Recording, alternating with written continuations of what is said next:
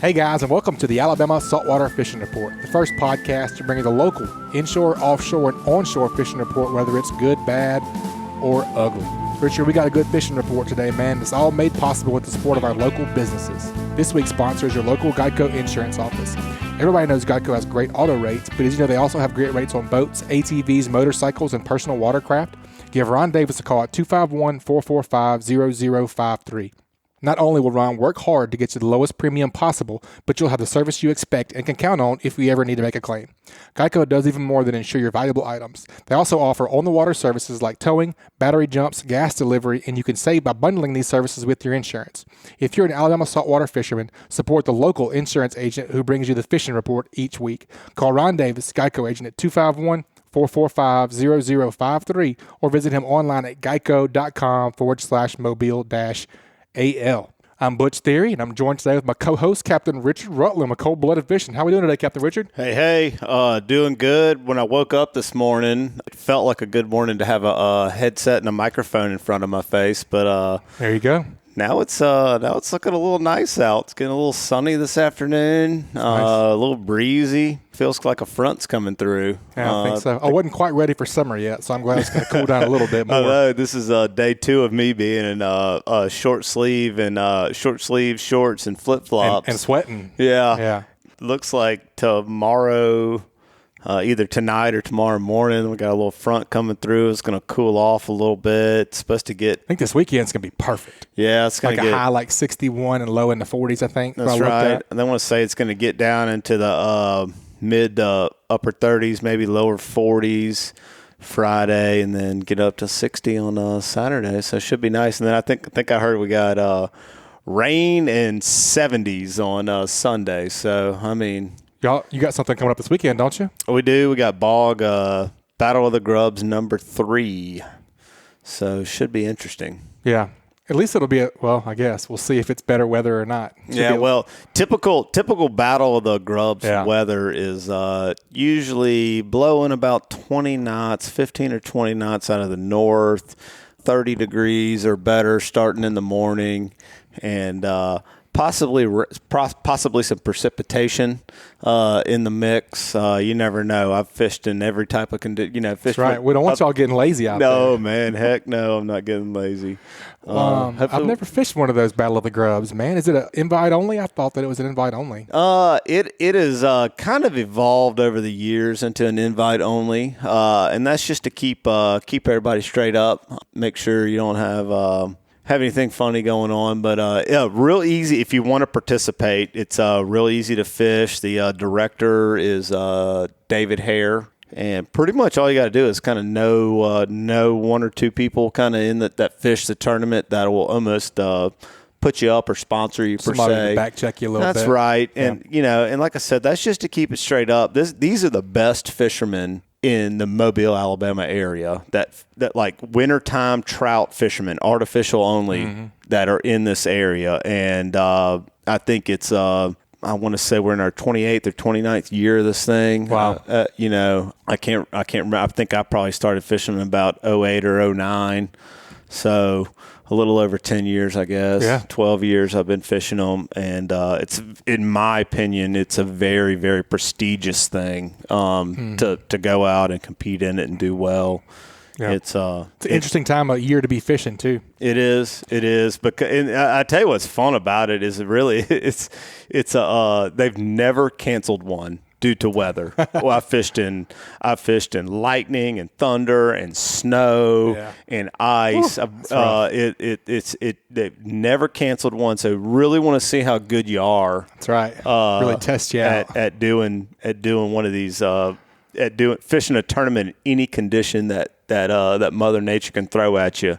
Yeah. This is where I show you where you stand. So for sure. It's boat show season, man. We had Biloxi last weekend, I believe. That's right. Mobile is going to be coming up March 6th, 7th, and 8th, I believe. Yep. The Miami Boat Show, I think, started today. It's today. Yep, started today. We've got everybody knows I'm a big-time J-Seer, Alabama Deep Sea Fishing Rodeo. We've got that'll be here before you know it, too. Oh, yeah. We've got 4 of our guys down there. Got Corey Quint, president, and couple of his VPs down there with him, down there perusing around, trying to find some sponsors and just shake hands and rub elbows with the right people down there. So hopefully those guys are having a good time. I'm sure they are. Oh, yeah. I know Corey. Oh, yeah, Corey. Yep, that's right. That's right. Well, cool, man. I've heard some rumors that we got something worked out with Joey Langino with the Slick Lure and Mobile Boat Show. We're going to be doing, you guys are going to be doing, nobody wants to see how I can do it, but I've seen you catch fish on it now. Yeah. Come on, give yourself a little credit now. I know that I throw it way different than you guys, so I'm really, what we're talking about, folks, is we're going to put on kind of a Slick Lure demonstration in the big tank at the Mobile Boat Show, and I'm actually really excited about that. Yep. We're going to have Captain Richard, Captain Bobby, Captain Patrick. I'll assume Joey will probably show us how he works it too. Oh, yeah. The creator of the Slick Lure. And I think it's going to be awesome to see, because, you'll be able to see what you never see in the water. For sure. Watching that big tank, I'll be able to see how your twitch works and how everybody else's twitch works. Yep. I'm really excited about that. Yep, it is. And talking about the Slick Lure, something I always say is I kind of compare it to something my father brought up to me a long time ago. He learned how to fly fish very late in life, like in his early to mid 50s. He got into fly fishing with my Uncle Phil for bonefish. That was their deal. And anyway, I picked up a fly rod, got my first fly rod for Christmas when I was like, 10 or 11 years old, and I remember when I was that age, I used to judge whether I liked the fly rod or not. Based on whether I could cast all the line off the reel or not. Like that was literally, I'd pick one up and be like, no, that's not for me. I can't cast it far enough. And so anyway, it used to really irritate my dad that I was like just naturally so much better at it than he was, I guess. But he was all into reading books about it and stuff. And he said, something he read that Lefty Kreh was a famous fly fisherman. And he wrote in his book, it's not about how Lefty Kreh or Flip Pallet or any of these people throw a fly, cast a line. It's how Rick Rutland or Richard Rutland or whoever can cast one. And I feel like the same thing applies to the Slick Lure. It's not about how I do it or how Bobby Abruscato does it or how Patrick Armisen does it or how Butch Theory does it. It's about how can you do it? How can John Smith do it? And catch fish. And catch fish. And it takes some figuring out. And what I figured out with it is way out of the box from what everybody else, when I got to fish with Joey last year right around the same time, Joey Landrenew, who made it, he's like, man, he just looked at me when I was catching fish. He's like, you put action on your rod like nobody else I've seen work this lure. And then Bobby's is so completely not backwards, but different. Opposite, yeah. That from what I do, his presentation is real subtle, and mine is I feel like mine is much more subtle too. I'm jamming that thing. You know what I mean? I know. I've seen you work it. So that'll be like I said. I think it's going to be really interesting, especially if you get a couple of different people who are very successful with the lure up there. Man, it's going to be a treat for whoever gets to come and see because you're going to see a lot of different techniques, applications. For sure. Yeah. I even find myself trying to mimic what Bobby does with it sometimes. And I just can't. I can't. And even like when I fish with you, I can't work it like you do. I do it like I do, and it works. And it works. So hey, you don't mess with it.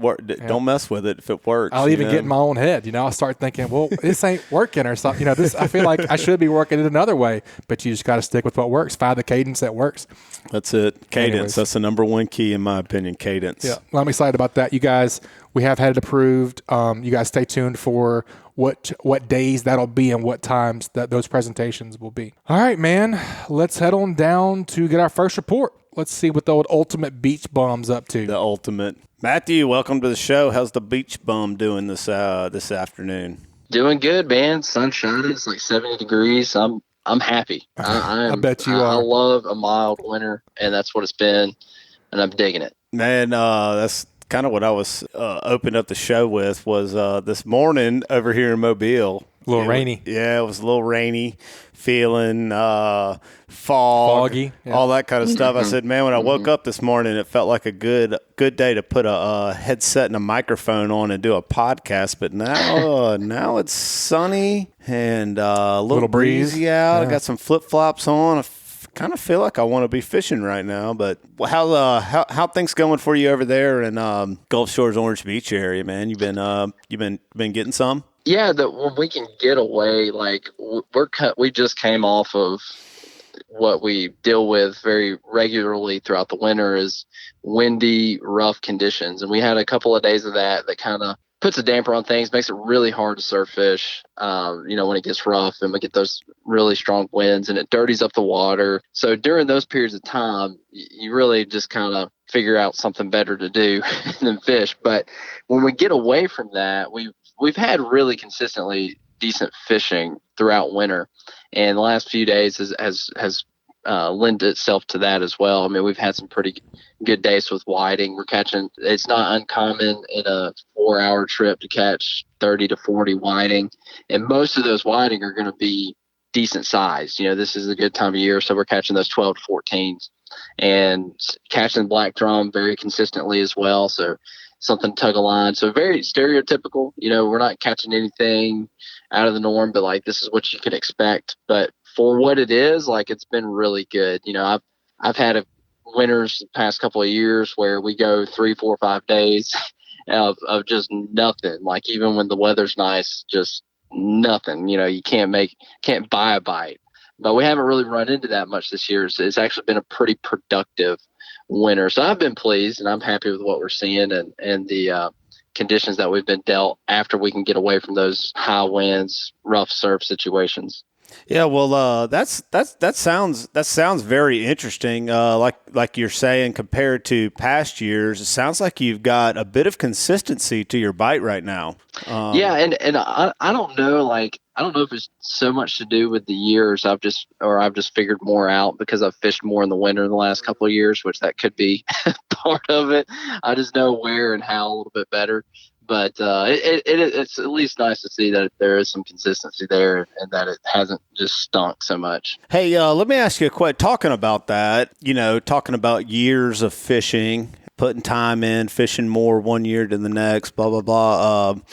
Something I do that has really helped me be successful, especially this time of year and in transition periods, which we're about to be upon.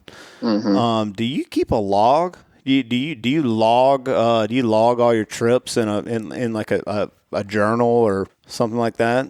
I wish I did. I mean, it's definitely something that I'm a slacker on, and I should. The only what I do have, of course, is my video content that I can go back and look at, and I keep every picture, and I have a Google Photos, and I save every picture that I take fishing.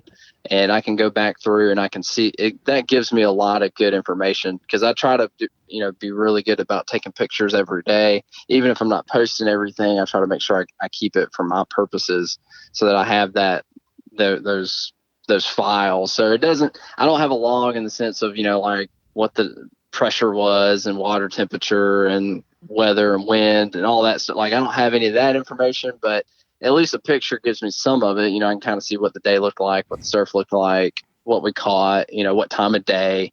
I can at least see those kinds of things. That does help me. I do go back and look at that information, and that is extremely helpful to know kind of when to expect different things to change and what's coming and what to focus on, because it can definitely be saltwater fishing with the numerous amount of species that we have, knowing what's really your best possibility the time of year that you're in and focusing your efforts on that with rigging and your bait selection and where you fish, it really helps be more successful. So I guess that's a really long answer. Yeah.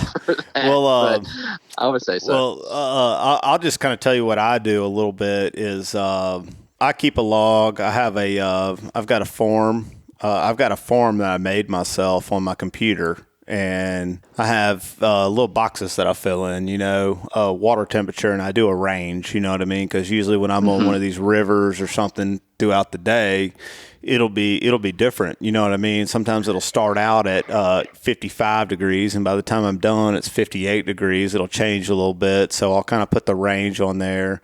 I don't pay attention quite as much to barometric pressure. I know there are some guys who do log a lot of barometric pressure, but I'm usually more about the other conditions. Do you do moon phase? I do moon phase. I do You said doo-doo. I do tide range, whatnot, in like when I'm in an area, if it was coming in or falling, or if I fish through tide change or whatnot. I do water clarity, I do water quality, deal on there. And then, of course, I log where I catch what. And then, so like I've got all these, it's all, I do it all in the computer. And so I have files for each, so I have a file that says 2020, and I've gotten January done, and we're almost, we'll be done with February, not too long from here. And then at the end of it, I'll have monthly notes, and in my monthly notes, I'll say it's been unseasonably warm, or it's been cold, or I'll just kind of put summarization monthly, summarize the notes. And then I'll, and of course over here, in our neck of the woods, we have the delta to deal with, you know what I mean, with the with all the fresh water coming down and whatnot sometimes. And I'll take note of some of the levels at the dams and whatnot. And damn right. And where's my damn bait? They got some damn bait here. Well, that's how long have you been doing that? For about 6 or 7 years now. I'm impressed. I've never heard you say that before. Yeah, I didn't know you did that. That is some golden information well, right there. I mean, it's, that's worth it's something I a keep lot of money. Very, I keep it very. that is some time and experience. I need to. I mean, that's just gold info that you. Well, I'll tell you something. I'll tell you something about my file. There is. I've never even showed my wife. Under lock and key. I mean, it's facial recognition, retina display. Yeah. But it's super easy to do. Like I said, I set up a little form in my computer, and I go through and I just check, just fill in the boxes, and I make a few notes right in there. And so step up your game, Matthew, is what he's saying. I need well, to. There's always a responsible thing to do. But, there's always a pattern to something, you know what I mean? And the old saying, "Hey, I've forgot more fishing spots than you know," kind of thing. That's how you don't forget anything. That's right. No, that's great, man. Some for you and for just anybody to think about. I was fishing at the end of Fort Morgan this morning. Right there, basically in Mobile Bay, where it feeds into the Gulf, and the water clarity. I expected it because of all the rain that's been coming in. And I'm seeing all these posts everywhere of all these rivers flooding up north of us and everything.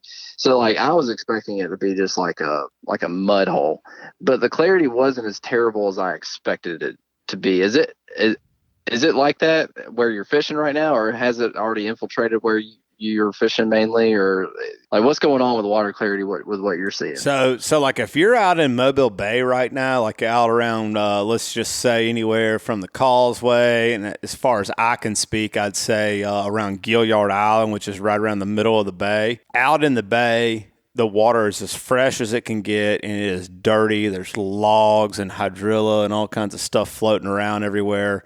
Now, in the rivers up here, you can find water clarity. I wouldn't say, and I say water clarity, I take that very lightly. It's fishable water in some places, and every system's different. Like Foul River here in front of us right now, the water's gin clear in Foul River. You go up to Dog River. I say Dog River it's Dog River water. You know what I mean? It's not Foul River. That's two different things. You have 6 foot of clarity. 6 to 8 foot of clarity in Foul River, but Dog River never ggets more than 3 or 4 foot of clarity, but it's still fishable right now. And then as you go on, Mobile River right now is trash. There's so much mud coming down right now. It's not even funny. So there's still places to find clean water or fishable water, I will say. Out in Mobile Bay right now is not it. Rough. Yeah. That's surprising that you say. I was surprised. It wasn't clean by any means, but it was just, there was still some level of clarity, which I was surprised. I hadn't been out there. I've been trying to stay away from it because I just figured it was probably pretty dirty. But I went down there and gave it a shot, and it really wasn't that bad. Did it have a green tint to it, or just curious what you were seeing? Was the water green at all, or was it just mostly kind of like a clearish brown? No, it didn't have the green. I wasn't on Gulf side. Okay, I was actually at the point of Fort Morgan. So, I was, in the bay pretty much. It it wasn't green, but it had like that tea color to it. But I expected it to be like mud, because from everything that I'm seeing that's coming down the pipe our way, and it may get worse. Yeah, dog. Hey, I'm telling you, dog, it's coming, man. Barry Steam Plant, I just checked it before we got on the show. Yeah. Barry Steam Plant, which is like just up above the Dolly Parton Bridge on I-65. It's at 9.41 right now, and it's forecasted to go to 12.5 feet by Saturday. Yeah. So all that rain Saturday and Sunday up in Montgomery and all that stuff's going to wreck us. That's it. Yeah. Yep. It's coming, man. I just didn't know. Coming. I thought it would have already been here, but I guess I was ahead of the game a little bit. Well, it takes some time, and there's a ton. Down there around Fort Morgan and around mouth of the bay. There's a lot of tide influence down there, and sure. It definitely helps, especially the east side. The Fort Morgan side of the bay generally stays cleaner because the current in the Gulf naturally moves from the east to the west. As the tide's coming in and out, it's taking that dirty water and it sweeps it to the west, to the southwest. So it's always cleaner down in your neck of the woods than it's going to be like west of Dolphin Island. So that's what you got going for you down there. Yeah. You guys see any pompano off the beach? I know it's a little bit early, but anything there? Yeah. Yeah, we're starting to, and we're getting real close to the run. I'm getting excited. It's like Christmas time for us surf fishermen. We just love pompano, and that's like our prized time of the year. So we're definitely getting geared up for it. And we've popped off a couple in the last week, keepers, but it's still not, which is to be expected. We shouldn't be seeing them this early. I would say it's actually earlier than I've seen in years past. And I think with this mild winter and water temperatures, coming up here, sooner, I would expect things to get kicked off in March, which last year we didn't really see good numbers in our area until April. And I think that just had a lot to do. We kept getting hammered, unless we get hammered with cold fronts throughout March, which is possible. That happens a lot. We get teased with like a warm February, and then boom, March is like the coldest it's ever been. So, just depending on those water temps and kind of how that fluctuates there, that'll determine it. But we're getting close, man. We're getting close. I'm getting pumped. I'm getting ready to shift gears, and like Richard said, we're in that transitional phase. We're about to be transitioning out of that winter pattern into spring, and that's go time for a lot of things. I know that's when a lot of fishing gets better, but especially these pompano, it's going to be coming down the pipe. Cool. You talked about the whiting and all. You guys still catching those super close to the beach, like on fresh dead shrimp? Anything changed? Yeah, and to that point, I will say this: you definitely want to focus, like something that I've noticed a lot of people doing that I've talked to on the beach that aren't having success when I know the whiting bite is good. And that's the cool thing about beach fishing. I mean, you can get a lot of information talking to folks and seeing what's going on, but talking to these folks that a lot of people are struggling to find them or catch them. They're not moving. You can watch people up and down the beach, and they're just not. They'll stick in one place and they're staying. When I'm whiting fishing, that's the only kind of fishing that patience will hurt you. Whiting fishing, you don't need to be patient when you're whiting fishing. You need to have very short patience when it comes to those guys, because if you pull up to a spot that you think is good and you start fishing, and most of the time it's going to be very close to the beach, within 10, 15, 20 yards off of the sand. And if you pull up to a spot that looks good hole, a good rip, deep pockets, whatever you find, and you throw a piece of fresh dead shrimp out there, because that's all you need. If you throw that out there and you're not getting bit or a fish really within like 2 minutes, pack it up, man. Like they're not there. I mean, like if they're there, you're going to hammer them. Like they're going to be right on it. You may want to move your bait around just a little bit. You may want to try a few different distances, sure. But if you don't get bit really fast, find another hole. That's what I do. Like when I've got a trip, I get there early. I get there before the folks show up, and it usually takes me like 2, 3, sometimes 4 different spots before I see what I like. And then I set up and they show up, and immediately, like as soon as they show up, we're catching fish, you can fish a hole out too, like in one sitting. If you catch, anywhere from sometimes 15 to 20, it may shut off, and it may not be because the bite's dead. It's just those whiting are hanging there. They're in a little school. And if you catch them all out of that pocket, you may need to pack up and move, 20, 30 yards down the beach, find another little pocket, and you'll start catching them again. But I just don't see people moving around. And a lot of times they don't even walk very far off of the beach accesses, and they're fishing the same holes that everybody's hitting. and those fish are gone. Like, you're not going to catch any if you just walk right off the beach where everybody sets up. You're going to need to walk a little bit and find those pockets and move around and just don't be patient. Expect those bites quick. If you've got fresh dead shrimp and you're fishing close, there's no reason you shouldn't be getting bit within a few minutes. Yeah, that's real interesting, because I take the same approach to speckled trout fishing. Everybody needs to look out for this article that I just wrote for Great Days Outdoors, and the March issue that's coming out was talking about wade fishing for speckled trout, and I am constantly on the move. I wade fish a lot with my customers, and I tell everybody as soon as we get out of the boat, hey guys, y'all need to stay on my tail, because I'm going to be moving until I find some fish. Like, I'm not slowing down. I'm walking and chunking and winding as hard and as fast as I can. Locate mode. That's right. And as soon as I hit on something, boom, I'm slowing down a lot. Sure. And trying to figure out where if the fish are up against the shore, if they're out off of the shore. Sure. Same things that you're doing with these whiting. And that's the deal, man, is moving, and as soon as they quit biting or you quit getting bit or whatever, you need to be moving again. Stick and move. And I even kind of put in my article there, it's like a lot of times I always tell folks, hey, y'all stay on my tail, because I'm moving and I'm not slowing down because of y'all. And I got long legs. Yeah, it's my job to find the fish.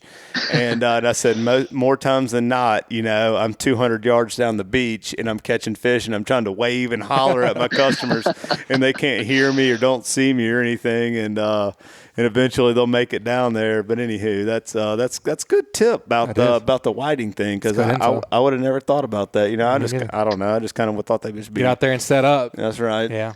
Yeah, and that's be beach bumming, right? That's right. Beach fishing, and it depends on your goals. If you're out there just to relax and drink beer and chill, who cares? Whatever. But if you're out there and you're trying to take home a cooler full of fish, that's just what you're going to have to do if you want to be successful. Is you're going to have to move around. That's good. That's good info. For sure, man. Good stuff. All right. Well, we got to get that onshore tip from you before we let you go. This week's onshore tip is brought to us by Fishbites. Are you tired of scrambling for bait whenever you decide to go fishing? Have an artificial bait that's better than live bait, ready to go at a moment's notice with Fishbites. It's easy to pack and travel with, and shelf stable, and not to mention tough. With Fishbites, the bait stays on the hook and the fish stay on the bait. Check out the full line of scented saltwater and freshwater baits and tackle at fishbites.com. What you think for a tip this week, Bama Beach Bum? For whiting fishing, going back to that, since that's really what we're in right now, and really needs, if you want to go catch fish right now, that needs to be your focus here for a little while longer before these pompano really get in here, if you want to go have a real successful day on the beach. And what I'm seeing people use that, and we've talked about this before, but I just see so many people using those standard pre-tied double drop pompano rigs, and they're trying to catch whiting, which they will. It'll catch those fish, but it's just the hooks are really big on all of these pre-tied pompano rigs. There's big floats on a lot of them, which are fine. All that stuff is fine for pompano. It's fine for redfish and black drum and all that. But you're really limiting yourself on your possibilities if you're using those bigger rigs. You've got to downsize your tackling. You've got to leave the floats, lose the floats, take them off, quit using pompano floats for whiting fishing, because whiting feed and live on the bottom. Like, pompano will feed on the bottom, but they are cruising up, higher up in the water column, and they do come down to feed. Whereas these whiting, their bellies are basically touching the sand their entire life. They are on the bottom. And you don't need that float picking that bait up, and it's just too much stuff going on. They're just going to shy away from it. Even if you're using, like when I use sand fleas, in their bellies, I don't ever see any large sand fleas. I'm trying to think of something that I can give some reference. Smaller than a dime, these sand fleas, that's the biggest one. Even the biggest whiting's really going to find and eat. They don't go after big pieces of bait. So those big floats and stuff, I'm not going to see very many whiting caught on that stay away from it. You use a bead if you want, that's fine, but nothing, or just a little small bead, small presentation, and leave the floats away. Use the single drop rig, tie it close to the bottom. Make sure that or you can even use a Carolina rig. That's fine. Make sure that bait is on the bottom, because that's just where you're going to find those fish. And floats and pompano rigs and pompano hooks that are on those rigs, it's too much. It's too big. You really got to downsize and limit what you're using. You want to expand on that maybe a little bit, the pound test line you're using, and then hook size? For hooks, I use anything from a size 6 to a size 2. So anywhere in that range, size 4, size 6 is perfect. Use Kale? That's really going to fit. You'll catch anything, any whiting, any size on that. And for the line, I use anything from 8 to 15 pound mono, and 10 pound is really the sweet spot for that. And generally, I don't use any floats. I just use beads, and I'll use like orange beads or purple beads. Purple bead is usually my secret weapon. It tends to catch their attention a lot, because I think they eat these coquina clams a lot more than we give them credit for. And the really common color for those clams is purple. Mm-hmm. Like most of them have some type of purple in the clams. So I really like using that little purple bead. I think the whiting really eat those a lot. So I think that color just catches their attention a lot. But so yeah, anything 8 to 15 pound test, size 2 to size 6 circle hook is what I like to use, and a bead is all you need. And one drop, you don't have to tie 2. I think keeping one bait that's just on the bottom, right close to the bottom, and not any higher than that, you're going to have more success. Man, I like it. That's a great tip there. The ultimate beach bum, dropping some bombs of knowledge on us there, man. I like that. Really like that a lot. Getting away from the pre-made rigs, make your own rig. I'm sure it's from how I grew up.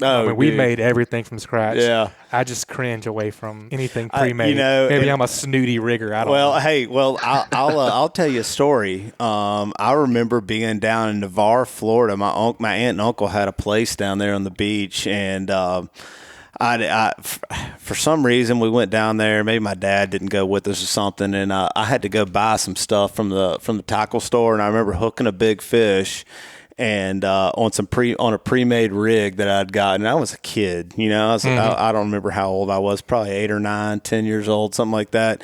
And anyway, the fish came off, and I remember reeling in just a crimp on the end of the line, and I said to myself, never again. Never again. That's right. I'm glad I learned it at a young age, because learn that lesson. Yeah. That's right. At least now, if you tie your own rig your fault. and lose a fish, you can at least own it. That's right. You're not mad at whoever tackle manufacturer. Yeah, that's right.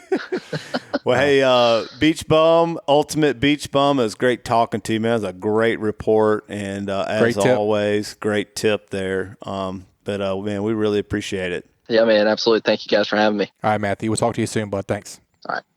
Man, it's always great to talk to the ultimate beach bum down there, man. I really like Matthew. He does a great job down there. Sounds like he's always catching something. I was just about to say, he's always figuring it out. If he reaches a dead end somewhere, he's going audible and figure something out. Yep, he's the mad scientist down there on the beach. I love it. Well, anywho, what do you think about going inshore fishing? Talk to the Silver Fox, Captain Bobby Abruscato, my lucky to call him my tournament partner. That's right. Some good luck there. How about it, Captain Bobby? How's it going, guys? Oh, man, we're doing all right now. It's nice weather. Man. A little warm. Yep, a little unseasonably warm, man. I'm in flip-flops today. Give it a day or so, it'll change. You'll be back out of them flip-flops. It's been like it's doing, man. It warms up, and then it gets cold again, stays cold for a day or two, and warms right back up. The fish are as confused as we are. Yep, keeps us all on our toes a little bit, literally. It does, man. Right. I'm telling you, dude. You know what I'm talking about. It does, because you try and come up. Yesterday, the water fished yesterday, and you did too. But I mean, the water's 2-3 feet high, and then we're going to turn right around and fish this weekend, and it's going to be 2 or 3 feet low. We fished a tournament. Butch, Richmond was that 2 weeks ago. That's right. We fished one day. It was blowing southeast, 20 knots, and the water was 3 feet high. And the very next day, the second day of the tournament, is exactly opposite, about 2 or 3 feet low and about 40 degrees cooler. So, man, like Richard just said, buddy, it keeps you on your toes. I can tell you that. That's right. You better be ready to bust a move every day, every which way. Yep. Well, what's been going on? What you been up to? You been chasing redfish or speckled trout, or what you been up to? Mostly trout. The red fishing's been good. I haven't been doing that in the last couple of weeks, but the 1 or 2 trips I had down in the marsh down there, we go fish some of the little creeks and stuff down there. Those things are just loaded up with redfish. The small size redfish all the way up to the middle slot size fish. If you can get like natural bait, if you can get your hands on live shrimp, and I think some people are having some. I saw some guys fishing with live shrimp yesterday, so somebody's got some live shrimp. If you can do that, that's the best bet for those things. But if you can't, don't give up, because we catch tons of fish this time of year just using gulps under popping corks doing that. But the last few trips I've had have been trout trips, and we're just staying in the local rivers on the mostly on the west side. Is where there's any decent water clarity, and as with the weather, the bay and the area is going to get way worse before it gets better. We got tons of water. I mean, literally tons of water coming down, and it's already muddy. So, if you want to target trout like we've been doing for the next few weeks, you're going to have to stay in those tidal rivers and bayous. Fortunately, if we don't get a lot of local rain, those things hold up pretty good. And like we were just talking about before we went on the air, the fish aren't going anywhere. They can't go out in that bay because they can't even survive there. So they're kind of a captive audience. Now, that doesn't mean you can just drive right in there and catch them. We can test to that, can we, Rich? No, big time. We found out one day to the next, we catch 75 one day and turn right around the next day doing almost the exact same thing and struggle to catch our 5 fish limit. So that's right. They're in there. It's just they just don't bite every day. Something you said about live bait, just maybe a little tip to everybody listening to us. I have heard of more than 2 or 3 people who have driven over to Mississippi and gotten bait. So sounds like there's a bait shop over there. I want to believe it's Bayou Canot, or I believe is right over there around Moss Point area. There's a little bait shop down there. Somebody's getting some, because I know some of our guys around here are having trouble with the way the bay's been. Yeah. And that's, I guess they got those deeper areas in there where they're able to pull and catch that bait, because they do keep it a lot of times when it's tough over here. When our get flooded, those guys are still allow them to pull in those inside channels and stuff that they don't allow our bait guys to do. So and that's why I think they keep those over there. So you're right, man, and that happens a lot as we go into the spring, where you really want to get live shrimp. Sometimes you have to make a haul like that, Yeah, it's so easy to set up a little ice chest or something like that with a bubble box, nice aerator, or something like that, just to run over there. Like, if you want to fish Friday and Saturday, run over there 3 or 4 o'clock on Friday afternoon and grab a few shrimp for the weekend. It should be easy. When it comes to redfish, I don't know about you, Bobby, but man, fresh dead shrimp seems to work just as good as having live bait a lot of times. Yeah, you're right. Yeah. The key, though, is like you said, the fresh part is they don't, for some reason, even if you freeze it, it doesn't work quite as well if it's been frozen. But if you can get it fresh dead, you're right, man. It works just fine. That'll be important too with sheephead season coming up here for too long as well. The other thing, talking about not being able to get it or not using it, the trips I had last week, we caught all of our fish. We had a 2-boat trip or something, or 3-boat trip one day, and all 2 boats or whatever it was, caught every single one of our fish on popping corks, and that was in February, man. I mean, it's like been nuts this winter as far as that goes. Just, when you have to put fish in the boat, fishing like that this time of year, we should be mostly using, slick lures and mirror lures and that side type of lure right now. But man, just to get it done, we've been using the popping corks with voodoos on there, and that's what got it done. And then yesterday, when I was fishing yesterday, I was throwing slick lures trying to catch bigger fish, but I saw a guy just whacking them with popping corks. And I don't know if they had live bait or not, but they were definitely fishing under a popping cork, and they were really catching. I wasn't interested in just catching a bunch of numbers like they were, but it was nice to see that the fish were still active that way too. And that's what happens. You get these warm days like we're having yesterday and today, and those fish, when that water gets high like that, they'll move up on those flats and out of the river channels, and you can get them on those popping corks. Bobby, you mentioned the fish not being able to survive out in the bay. Is that, forgive my ignorance, is that a salinity thing? That's salinity, yes. Okay. Trout have to have 5 parts per thousand just to live. They have to have 5 just to survive. And 5, to kind of put it into perspective, Butch, because you've done a lot of blue water fishing. The blue water fish, the fishing you're doing, you're out there blue water fishing, that water salinity is about 35 parts per thousand. Wow. Like the bay typically runs about 15 to 20 parts per thousand. Mobile Bay, that's like during the summer. Right now, I doubt you got 5 parts per thousand. At least 2/3, unless you're way out and maybe at the bottom of the ship channel, there's probably some salinity there, but everything else there is probably close to zero salinity. You can look, there's a couple of the buoys that actually that give you salinity readings, and you'll see where they'll go down to 0 or 0.2 parts, which is basically just fresh water. That's and crazy. They have to have that to live. They won't spawn anything less than 15 parts per thousand. They're not spawning right now, so they don't really need the fish we're catching, like we catching these rivers right now, I'm guessing, that salinity is 10 to maybe 15 parts per thousand. I doubt it's 15. Some of the areas it might be, but it's fairly low salinity, but they're not spawning right now, so they don't really require a higher salinity environment, but they won't be able to live if they got out. And if you filled your live well up with that bay water right now from the surface and put trout in it, they'd be dead in 20 minutes. Just straight fresh water. That's crazy. Yep. Straight fresh water, yeah. Yeah, while we're talking about this, I just looked at some of these buoys that the Sea Lab keeps up, and then up there around the causeway right now, you're looking at 0.02. Holy mess. That's crazy. Parts per thousand. Down at Dolphin Island right now, just to give you an idea, it's it's at 6 parts per thousand. Of course, that's right down there at the Gulf, and it's got some tidal influence and whatnot. But should be way higher than that. Well, yeah, it should be. It should be. But and if you looked at that same thing, this later this spring or into the summer, you're going to see readings in the double-digit parts per thousand. For sure. If you probably looked at it in the fall, or early part of the winter where you really get high salinity, you'll see it probably get up in the 20. I've seen it in the 20 parts per thousand, which is really, really, that's that clear, salty water. It gets so clear down there, you can see bottom in 5-6 feet, Right, yeah. Like with Berry Steam Plant coming to, looks like predicted to be 12.5 feet by Saturday.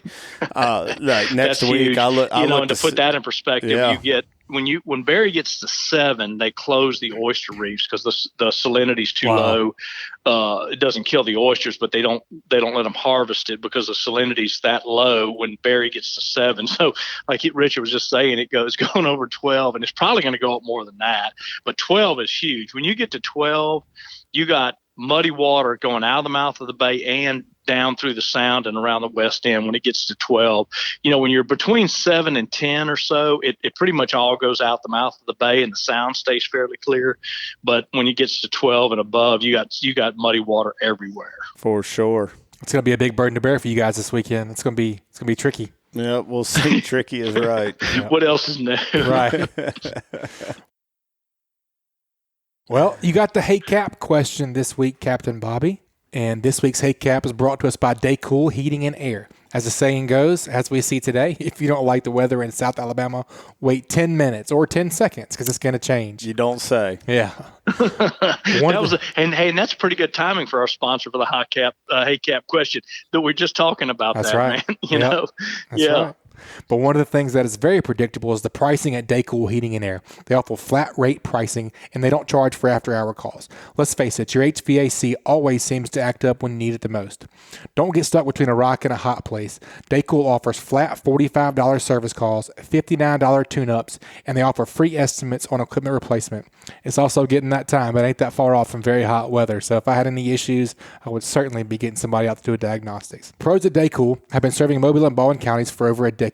Contact them at 251-633-5121 or check them out online at www.daycoolair.com or on the Daycool Heating and Air mobile app. Their license number AL07028. All right, Captain Bobby. Jennifer and Derek Hill say, hey, Cap, for someone with limited experience fishing and trying to teach his family to fish, how can I find these oyster beds and flats that have been referred to on the show many times?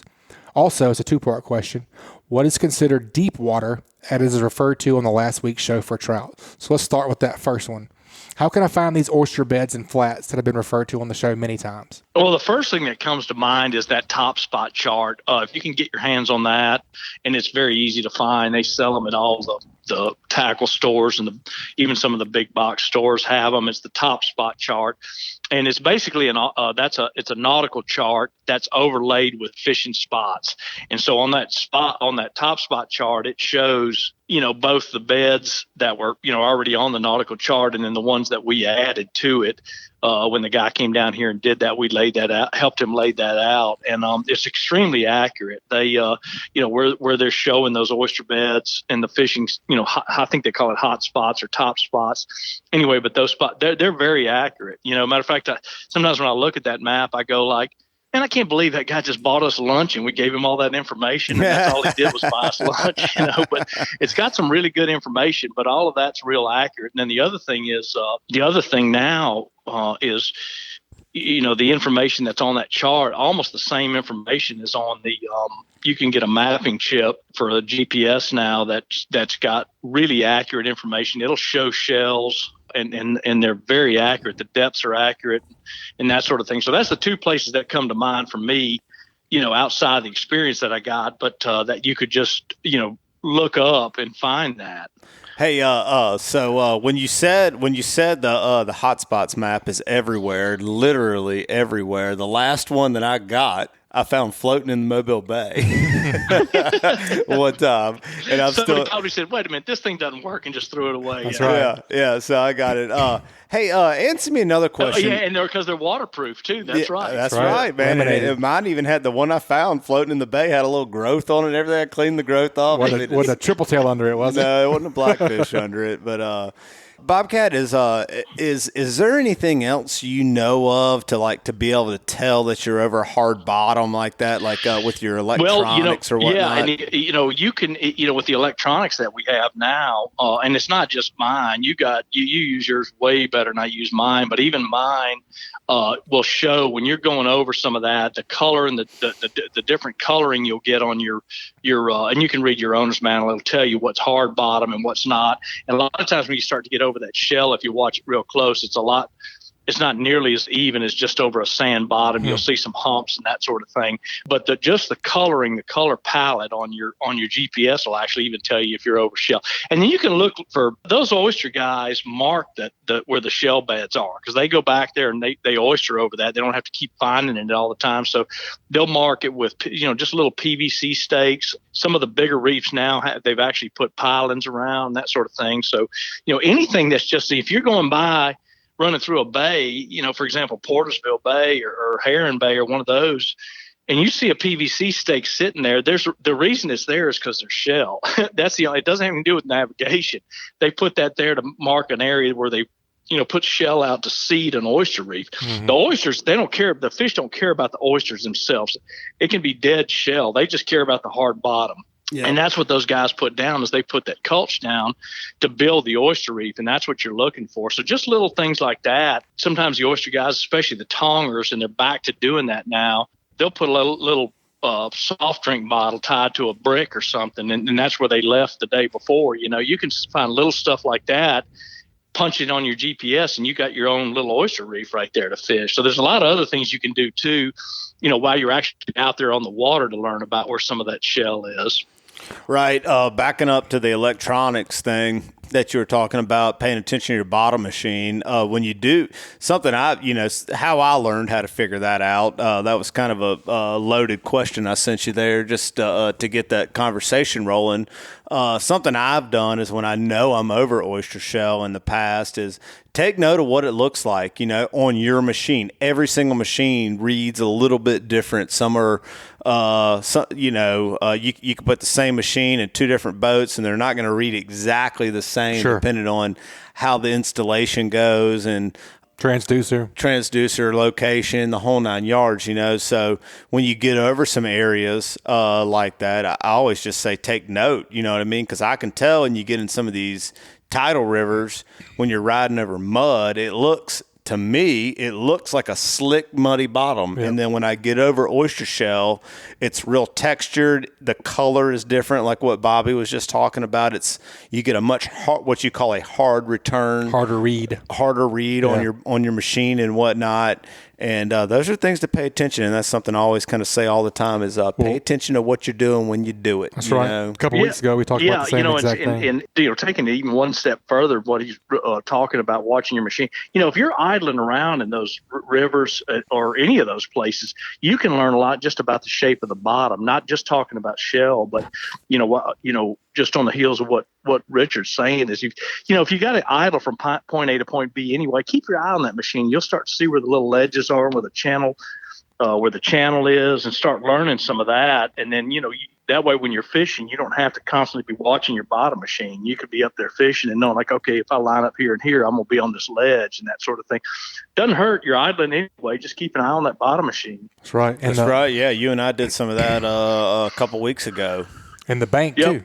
Make sure you're paying attention to the banks where you are. Those banks are often a telltale for those oyster shells. If there's oyster shells on the bank, it's probably going to extend out to the bottom a little ways as well. Or 3 miles or something. Right. I'm just saying. You never know. That's exactly right. That's always a telltale sign.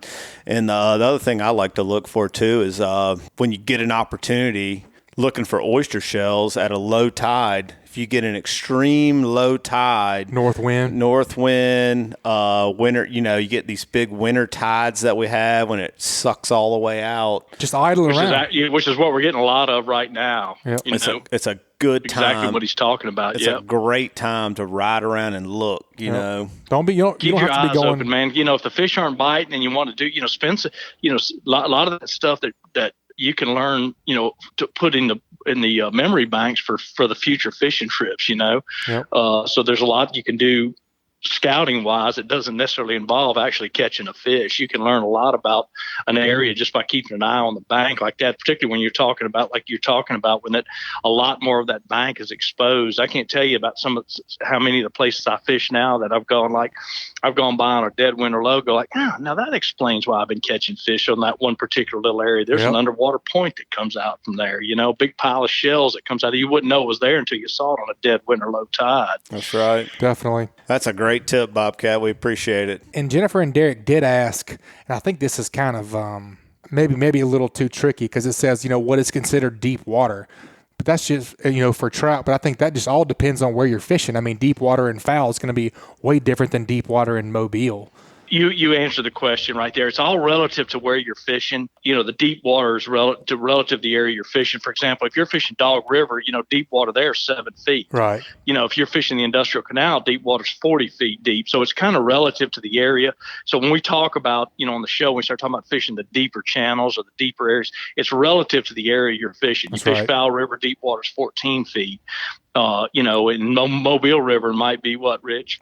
30 feet, 25 feet, something like that, feet, It's all kind of relative to the area. Now, one of the things that I talk about when we talk about summertime, this is more of like summertime fishing, when we get more out into the bay is, I consider anything deeper than 8 feet deep water. And so, I talk about deep water there, and that's involves getting off to cooler water, so that's just my definition. You won't find that in a book anywhere or anything like that. But that's when I kind of change the tactics that I'm using when I go, that's my cutoff line from what I could consider shallow to deep water.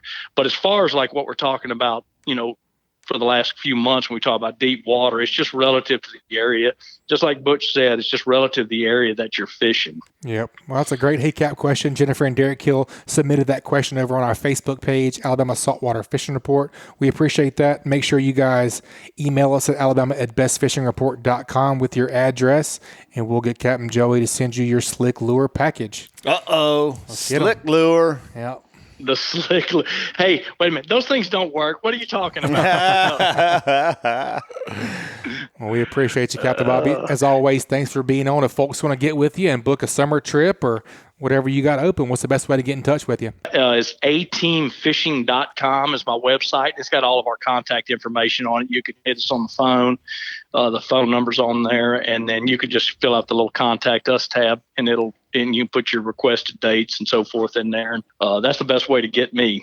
Awesome. Summer will be here for Let you. me back up and say that's the best way to get Miss Kim, who will in turn get me. Boss lady. That's who we want to talk to anyways, is her. Yeah, That's exactly. Yeah, I'm with you on that. Yeah, Cap Bobby, I know what you're doing there. You're just trying to give Miss Kim a shout out, okay? So can say, baby, I mentioned you on the show today. That's right. She knows. All right, Captain Bobby, we appreciate it as always, buddy. We'll talk to you soon. Keep whacking them. All right, guys. Thanks for having me on. All right, man. Always good to hear from the old mad scientist in the Mississippi Sound. The Silver Fox. Dude's full of knowledge, man. Full of knowledge always. Man. All right, man. Well, let's head on down and round this thing off. It's been so rough offshore. Really can't get anything going offshore. A lot of the guys we talked to, Captain Chris Hood, and Kyle Smith and Devin and all them, most of them got their boats up on the yard doing yearly maintenance. So we're going to head on down to Orange Beach Gulf Shores and get the kayak. Let's get a kayak report this week and see what old Captain Scott Kennedy's been up to. What'd you say, Captain Scott? What's going on, fellas? Oh, man, nothing much. What's going on with the Whistling Waters? What you been up to? What you been chasing? I tell you, now that hunting season's over, we can finally switch our focuses 100% back to fishing. Yeah. This week, it's sheephead season. We've been doing a lot of sheephead fishing. That's kind of been our main focus. And, this is kind of my what I consider the prime time for them. This is usually when I catch the most of them, and it seems like we catch the biggest of them. And that's been real good. Kind of the same pattern as what I talked about a few weeks ago, just kind of staging around these the mouths of these tidal rivers, tidal creeks, anywhere you can find a lot of pilings and a lot of barnacles. That's been kind of my focus, and kind of, anywhere from that 8 to 10 foot range has been what I've been trying to key in on. And, it's, with all that rain we had towards the tail end of last week, we did get a lot of dirty water. So I have been trying to, kind of find out, search out some cleaner water. And it seems like the cleaner water you can find, the more productive bite you'll find. Granted, we have been able to get a few bites in the muddy water, but kind of the cleaner stuff is what we've been focusing on for the sheephead. And of course, you definitely want to get some fiddler crabs for those if you are targeting them. That's definitely the key bait right now. But outside of the sheephead, we've been doing a little bit of trout fishing. Like I said, hunting season's over, so I'm putting my time back into the fishing, and trout is definitely what I prefer to chase, and have been having some luck with that. Kind of like I mentioned with the sheephead prior to all that rain last week, I was having a couple real good trips, was finding some bigger fish, kind of in that 18 to 20 inch range, and nice. Was picked up some of those. Of course, that rain came through and changed a lot of that. So I've been having to change a little bit from where I was fishing to that, searching kind of, like I said with the sheephead again, searching that cleaner water, and been going a little bit further to the east. And if you can find some cleaner water in the mouths of these tidal rivers, there's been some fish hanging out in them. They have been hanging deep. That's what I've noticed. The deepest hole you can find is usually where you're going to find the most trout. Just been trying to, fish them slow, like just low and slow, get it as deep as I can and fish it as slow as I can. And it's been producing some trout. Hadn't necessarily found the size after the rain. Most of the fish, the trout that I've been catching have been, on the smaller size, just barely keeper sized. But they're still down there wanting to eat.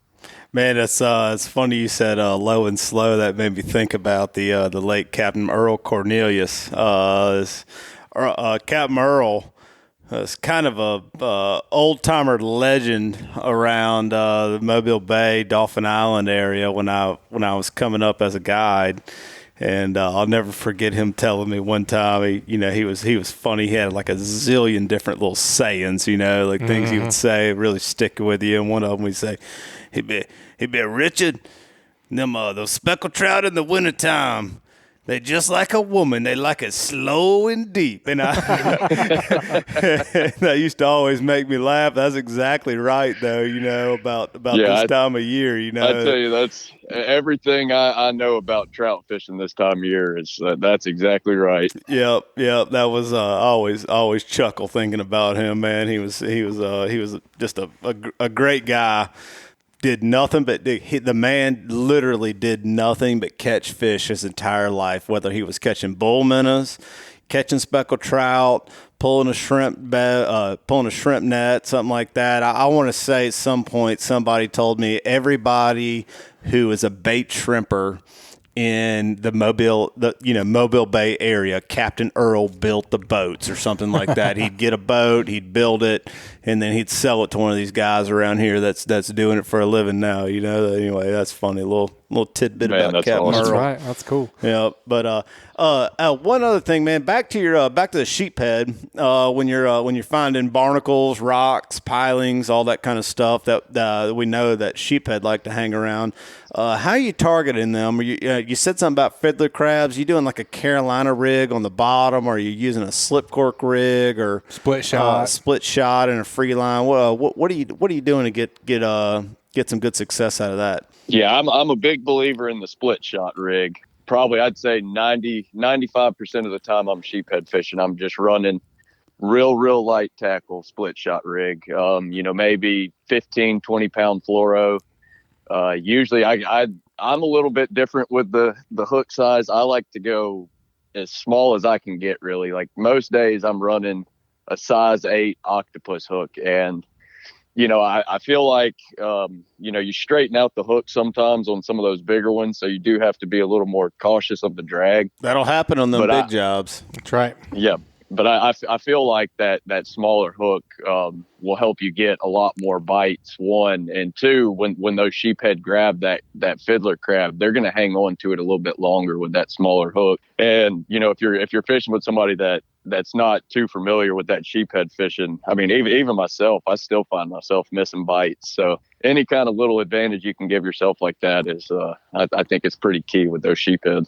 Did you say octopus hook? So you're using just a single hook, not a treble or anything like that. Just a regular. It's kind of it's almost like a circle hook to an extent, but it's I think they still consider it a J hook. But yeah, it's like you said, it's a mosquito hook basically. It's very, very tiny. Maybe the size of your pinky nail, really. Mm-hmm. Yep. Well, I tend to agree with that. The sheephead fishing I've done over the years, definitely the smaller the better. But like you said as well, straightening out a hook, there's a fine line behind having one that's too big and then too small. Kind of figuring out. I always try to match. I don't know about you, but any kind of live bait fishing I'm doing, I try to match the hook size to the bait that I'm using. I think that's the key. You're using those little fiddler crabs. Fiddler crab's not bigger than 1 to 2 inches or so. So you want to use something that's like sized when you're presenting that bait to the sheephead. So, but I would have never even thought about with the fiddler crab using a split shot rig. That's something I'd do with a live shrimp or something else like that. So that's real interesting. That's some good info. Yeah, that's what it can be a little tougher to use if you're fishing in current. Like you'll really want to focus fishing on those current eddies when you're using that rig. But I tell you, man, it's increased my hookup by quite a bit. Mm-hmm. And I'm sure, like when you get like around some rocks or something like that in some current, you can almost bounce that bait off of the rocks and like kind of let it hover, I guess, what you call strike zone area for much longer than if you're just fishing a Carolina rig, putting a bait in one spot on the bottom. Yeah, just waiting on the fish to come to you. You can almost find the fish with your bait. So that's really neat. Whenever you're fishing on the bottom for those trout, like you were saying, low and slow, what's your go-to artificial whenever you're down there on the bottom? Normally I'm a soft plastic paddle tail kind of guy. I usually stick to kind of like a 3-inch matrix shad or maybe an HH cocoa minnow or something like that. Here lately, especially after the rain we've had and how it kind of dingied the water up, I've been going a little bit bigger profile. And I tell you, I took a tip from the show myself, and I got me a pack of those slick lures. Nice. And I've been throwing the slick, and I'm telling you, after the past 2 or 3 trips, I'm a believer in the slick these days. A new slick follower. I like it, man. Yeah. When it comes to the slick lure, other than the slick, I've been throwing like some Miradyne XLs, some of the Paul Brown, the Fat Boys, something that you can that'll sink down, and has that big broad profile. But something that you can still, work pretty slow and still get, decent action with it. What colors have been working down that way for you? What's been productive? I've been using the green. Oh goodness! Greenie? Now that you put me on the spot, let me pull out greenie? the tackle bag real quick. It's Let me kind of pull out that the tackle dark box. green. I want to say it might be called the greenie. It's the greenie. Yeah, I saw you on Facebook. That one you just tagged us in, the greenie. That's what Captain Patrick's been crushing them on. That's been the ticket for me. I've tried throwing that kind of pearl white with the chartreuse tail. Bobcat. Yeah, Bobcat. There it is. Yeah, that greenie has been my key for me lately. What color water are you fishing down there with that?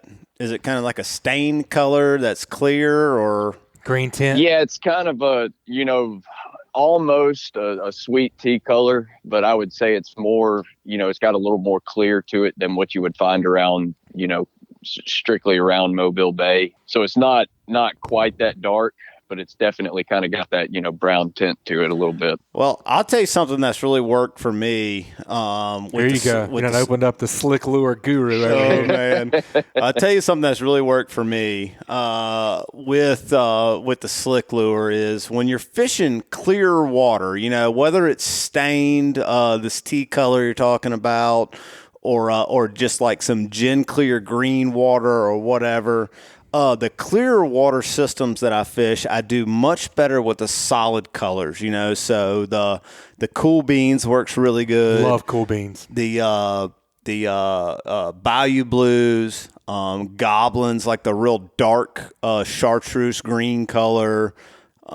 Those colors, like those 3 colors I just named, and I don't even own a greenie. I hadn't even gotten one of those yet. So I'd be interested to get some of those from Joey, but those colors seem to work in that gin clear water, when you have like more than 3 or 4 foot of water clarity, Makes sense. Oh, yeah. And Yeah, that's what I tried to get a pack of those Cool Beans, but kind of like y'all said, I think that's a real popular color. Man, they were real sold out of those. Yeah. That's a great color. And then when I move into dirtier water, because I fish a lot of dirty water close to this Mobile Bay, those the colors like pink with the chartreuse tail, got some of those too. Pearl with the chartreuse tail. I can usually pattern the fish a lot better with those colors with that chartreuse tail. So some a little flashy. Yep. Joey's got a new one coming down the pipe. Bobcat got his color. I got mine. Mine's going to be called Cold Night. I heard. And it's the Cool Beans color with the chartreuse tails. I'm really looking forward to that. Actually, Joey texted me yesterday afternoon and said package in the mail. Nice. So I'm really, really looking forward to that. Cold night. Y'all got me loading up in the truck right now, headed down to J&M. I'm gonna have to buy me a few more colors. Come on, bros. I'm telling you, it's money well spent. I'll tell you that. Golly. I tell you what, Scott, you're starting to learn the slick lure. I don't know if you're planning on coming to the Mobile Boat Show or not, but we just got it clear with the Mobile Boat Show. They have that big giant tank that's, 50 yards long probably. Yeah, it's like an 18-wheeler size long tank. It's a huge tank. Yeah. And we just got it cleared. We're going to have Captain Richard and Captain Bobby and Captain Patrick. They're going to be doing some slick lure demonstrations. Nice. Yeah, I'll have to make that. That's so come hang out with us one day. A lure I want to keep in my arsenal. That's been a good one for me this week. Man, it's so much fun.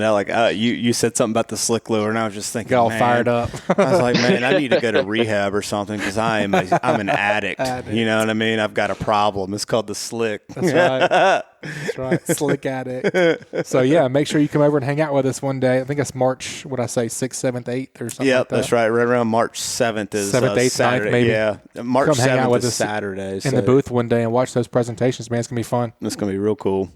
Definitely. I'll have to definitely stop by for that. Cool. Well, you got a tip for us this week. Yep. Butch is going to read us into that. Yep. This week's kayak report tip is brought to us by CCA Alabama, a great way to support the conservation projects like the Claude Petit Flounder and the new speckled trout hatchery at the University of South Alabama Cobia tagging project is through the purchase of a distinctive CCA Alabama saltwater fishing license plate.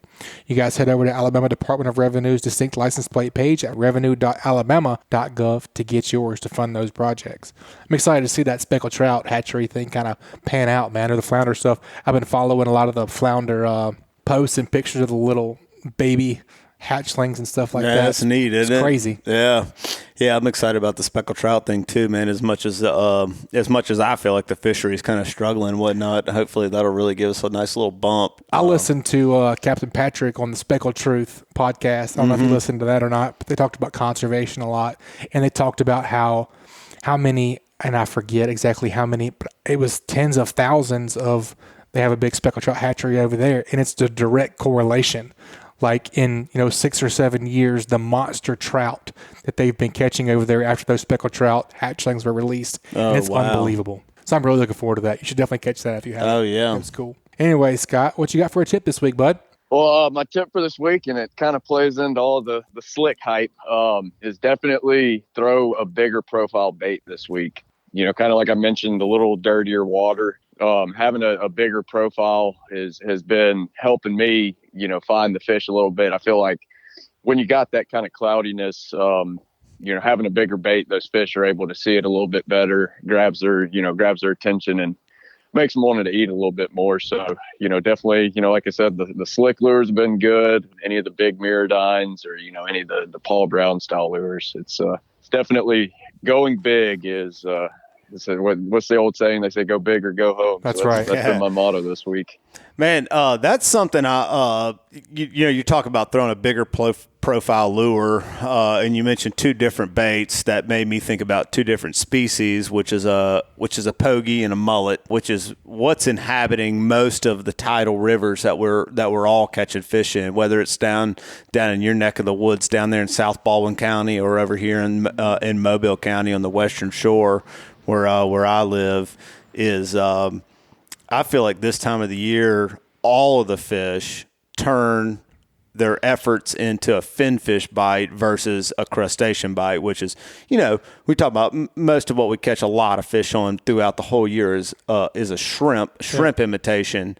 And that's all gone, in my opinion, gone. Captain Bobby was talking about earlier catching some fish on a shrimp imitation so that still happens, but I still think that most of their efforts right now have moved over to a finfish diet forage. Sure. And I think that's what a lot of your success right now is going on to down there is matching the hatch, giving them what they want. That's what's most plentiful in these rivers right now.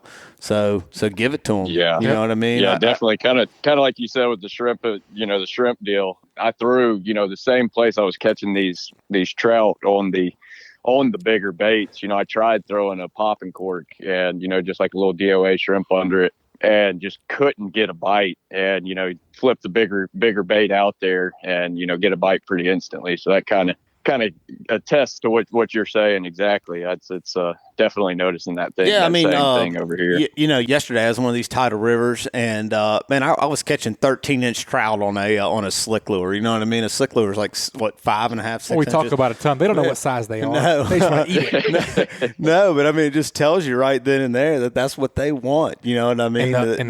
That's what they're foraging on right now. So, and one thing I love about the slick lures, I know you love it too. I've seen you cast 300 yards before. Is it's a great search bait? You can throw it a mile, man. Yep, I love it. I love that thing. Oh, definitely.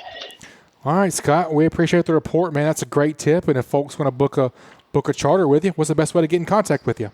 Yep. So you can either call me or text me at 251-408-2604. Or you can check me out on Fishing Chaos too. I'm on there as Whistling Waters and got all my available dates and prices and everything like that. Awesome, man. We appreciate you being on, and we look forward to hearing from you soon. All right, guys. Talk to y'all later. Thank you, Scott. Man, that's a great fishing report from all our guides, man.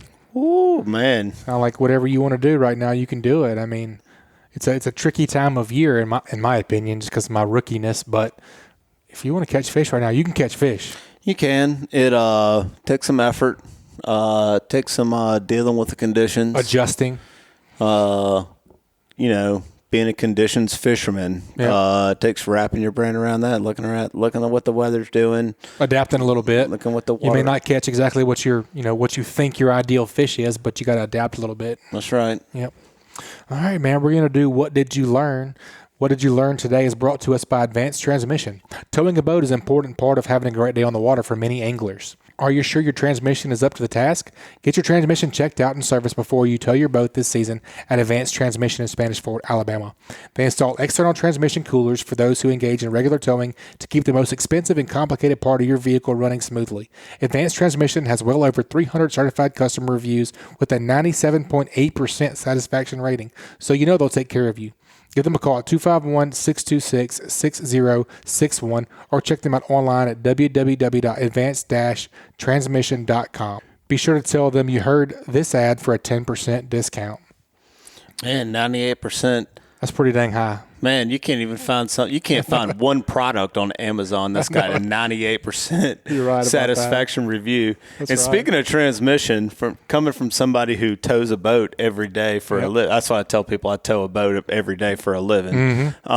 Pretty much. Taking care of your transmission is definitely a very, very, very. That's what takes the brunt of towing. Of towing something every day is your transmission. So taking care of that is definitely important. I have to go see those guys over there. And Advanced Transmission. Advanced, yeah, man. That's great. Thank you to our new sponsors, and you guys go check them out for sure. All right, Butchie, what did you learn today, Hoss? Oh, man, I always learn a lot. I personally get pretty lazy when it comes to beach fishing. If I'm beach fishing, I'm doing a little bit of drinking, a little bit of sun, a little sunscreen on my hands, maybe a little slippery. I'm not going to be moving around a whole lot, honestly. And I thought that was really cool what Matthew was saying about sticking and moving. You got to change it up a little bit. You can't just sit there and, like you said, fish out one hole.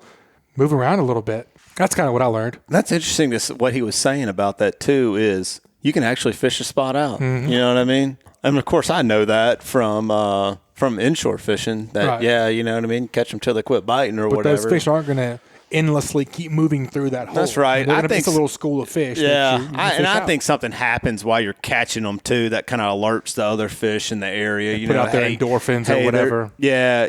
Sure. That you know, like you said, some kind of scent or something that fish put off when they're getting caught, or just the turbulence of the water, or the fish swimming around and making all that vibration. They're going to figure it out eventually. Something, yeah. But then, like you said, just making a 20 or 30 yard move down the beach, that's not that far. It's not that far. You know, Yeah. like you're still being a pretty good beach bum. Right. You can still be bummy that way. You're only picking your stuff up and moving it, a little ways. Wheel your cooler down there 30 yards. Oh yeah, that's right. That's not that hard at all. What'd you learn, man?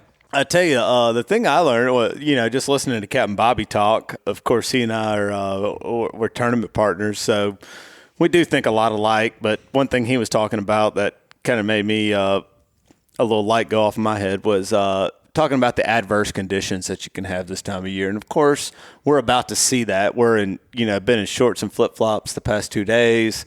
Then tomorrow morning, we're probably going to wake up. It's going to be chilly. It's definitely going to be chilly on Friday. And Friday night. And then we're coming back up into the mid 70s or in the 70s on Sunday. So the fish are just as confused as we are. So kind of what I learned is, when you go to an area, and the other thing too, you've got one day you might have 2 foot of water level in an area, and then the very next day you're going to have 2 feet low. So kind of playing that, being a conditions fisherman, to which system you're in, whether you're in Foul River or Dog River or the Industrial Canal or wherever you are, you need to try different things to make something happen.